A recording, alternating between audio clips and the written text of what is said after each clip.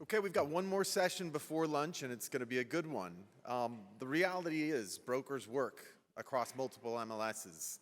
Another reality is agents sometimes rush trying to get listings into systems. And dealing with those realities, there are a lot of technologies that can help us make that simpler and make that data more productive and more robust as it goes into MLS systems. So we are going to hear today from one of our RESO directors, Katy Davenport of FMLS, and from Hayden Rieveschl of Ocusell.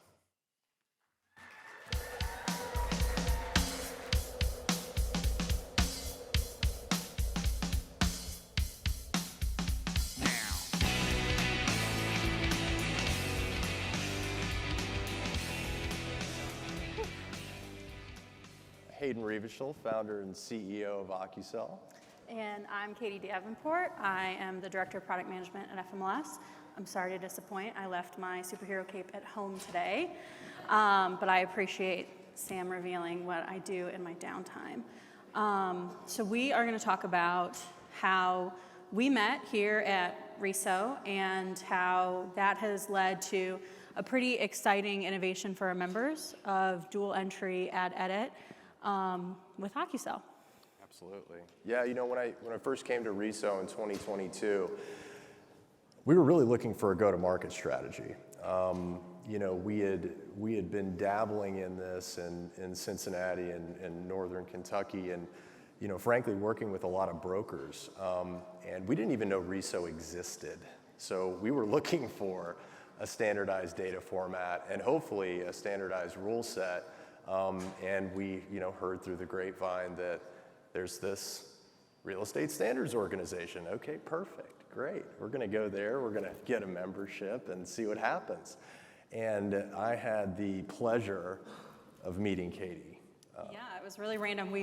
I sat next to Hayden and his team at lunch, and one of the nice things about RESO is we're all kind of here for a common purpose, and it's much more comfortable to start a conversation.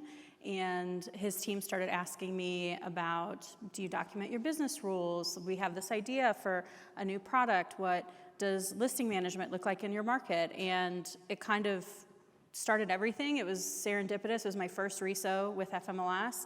I'd been at FMLS for a whole month, so I was already having these conversations.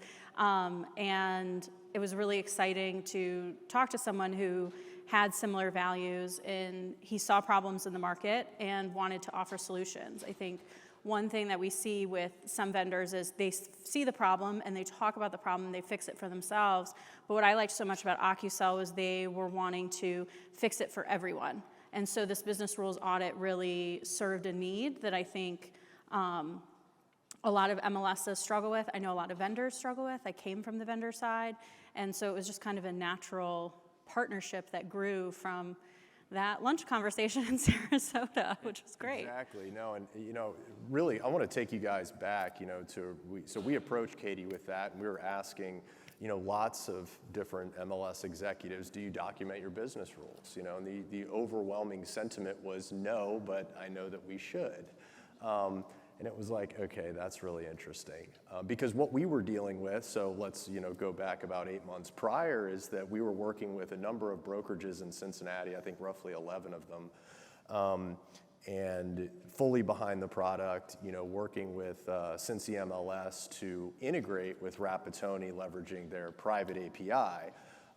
When we asked Cincinnati for their business rules, they kind of looked at us with a blank stare. Like, you expect us to give you that? It was like, okay.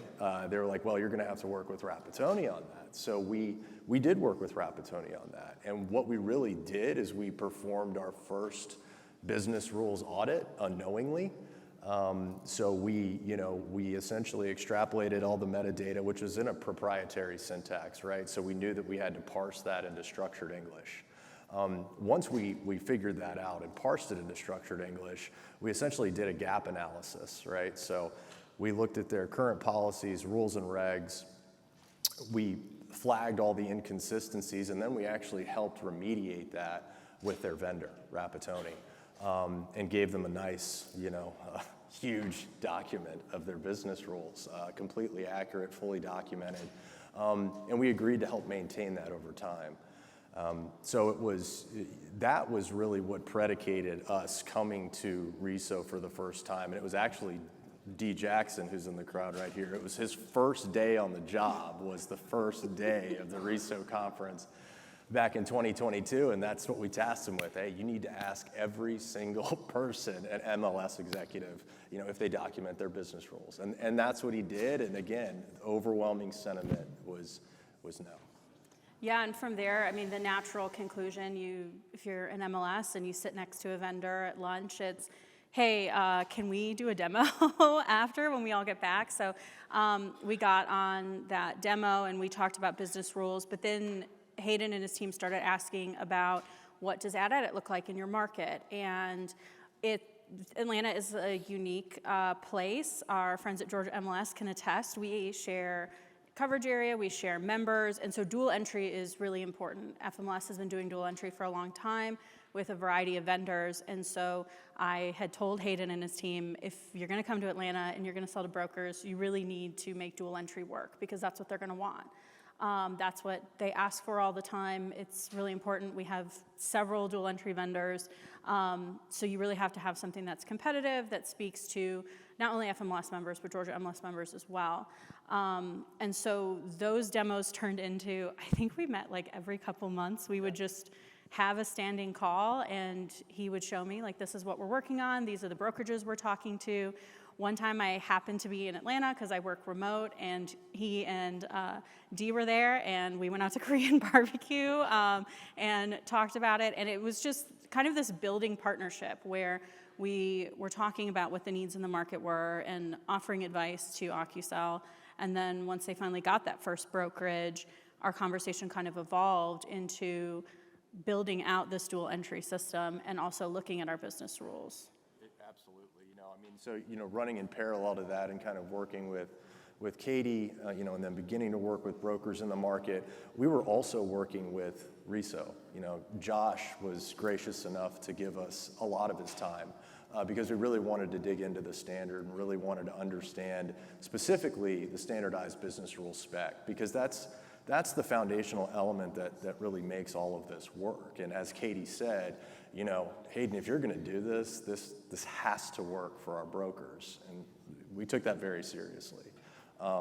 So, along with getting some early adopter brokers and, continuous testing and really, beefing up the product, so to speak, we were also creating our proprietary rules engine, which is patent pending right now, and it's built on a transpiler, and it has the ability to essentially translate all different kinds of rules languages, right, and syntaxes into structured English as well into RCP 019, the spec, which we expanded upon a bit. So, as we began building in the market, our product was getting more and more robust, and really we got to a point in time where we felt like we were in a position to start working with FMLS in a more intimate way. Yeah, dual entry and ad edit are not for the faint of heart. This timeline is actually pretty quick, considering that we met in October of 2022, and then in February of 2025, it became available for all of our members, but it was a lot of work. That time between April and August in 2023 was lots of phone calls, lots of conversations about, we pride ourselves on being data dictionary certified. David Williamson on my team is very involved in RESO and in the work groups. He's a walking, talking expert for our data. Yeah, big shout out to David. But still, there were things that we could be doing better that would make the process easier. And that's one thing that I really want to stress is if you're taking on an ad edit project like this, be open to change. We weren't only just willing to change our business rules, we made field changes. We talked about the way that our listing input was set up and ways that it could work better, because we're not only posting into our own system, we're posting into another MLS's system, and we don't want to cause problems for them. This wasn't my first dual entry project. It wasn't my first rodeo. We had done one previously with another set of MLSs, and I learned a lot of lessons from that. So I was upfront with Hayden. I was like, this is not going to be easy. This is going to be a lot of work. And so we put it in. It took a lot of my team's time. It wasn't something where I just gave him a feed and they went on their own. I mean, I talked to Ocusell almost every single day. David talked to them every day. We had multiple meetings, and that's how we were able to get it done in such a short timeline. And then our brokers really took to it, and it was less than a year before we started the conversation of, let's just open this up to everyone. Like, let's make this a member benefit. Exactly.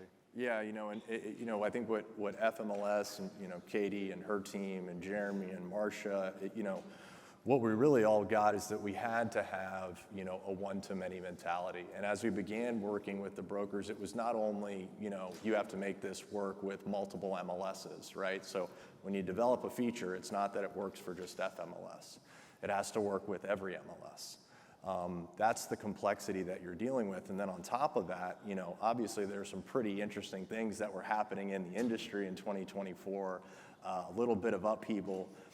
Brokers were concerned, right?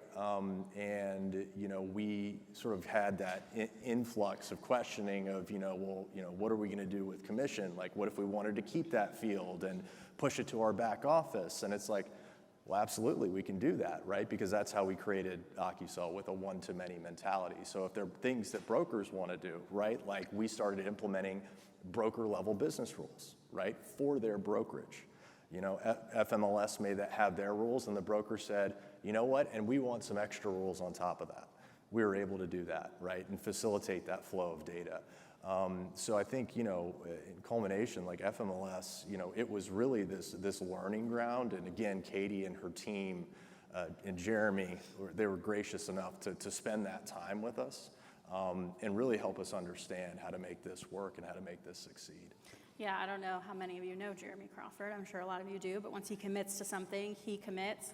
So we went full in, and he was really open with, let's see how this works. So it was a lot of effort for a product that we weren't yet offering to all of our members. Like, this was set up for a few brokerages, and we wanted to test it. We wanted to see how it would go. And once it was live, we started seeing listings right away. We had to add Ocusell as a piece of our little pie chart that we show to our board of listing entry, which I'm sure Marcia wasn't thrilled about changing those board reports, because it is a hard process, but we did have to account for that very quickly. We thought, it'll be a couple months. No, Ocusell took off really quickly, and our members really, really responded to it. We started seeing a lot of brokerages sign up, and so it was pretty easy to get Jeremy on board with, hey, maybe we should offer this. But I think a lot of it was because we had kind of built this different kind of partnership. It wasn't just a vendor looking for a feed. It wasn't just a vendor looking for a contract. It was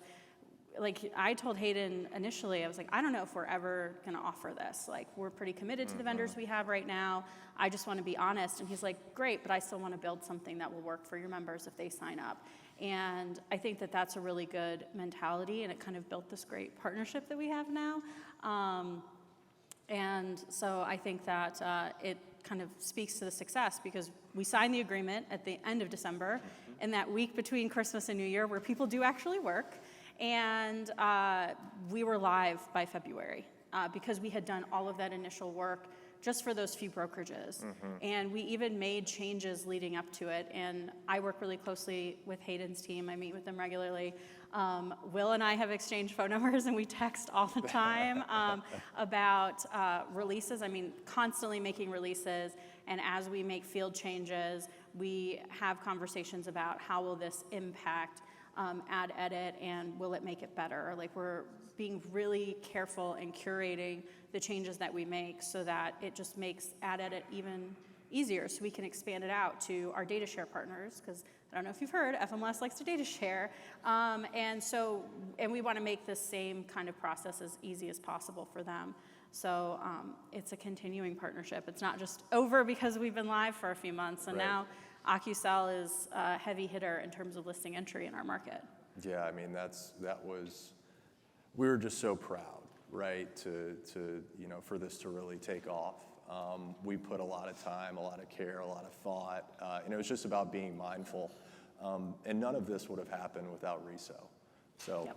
thank you, RESO. Thank you, Sam. Thank you, Josh, for devoting your time to this or making time, right? Not necessarily devoting all of your time to it, but making the time for us in a little startup that didn't know a lot, right? And now we do. Now we know a lot. So thank you. Yes, it was a huge part. Thank you, Suzanne, for planning that conference that we met at. And I think that all of our conversations kind of had this undercurrent of making sure that we're working with the standard.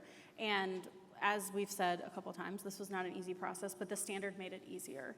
And it gave us a framework to work around. And I think that it continues as we improve the product and we come out with new releases and we add new fields and new data share partners. And so keeping the standard front of mind is really important. And I don't think that this would have been as successful without the RESO standard. I think we'd still be working on getting that first brokerage launched right now. I completely agree. I completely agree. I mean, again, it was all possible because of the RESO standard. Yeah.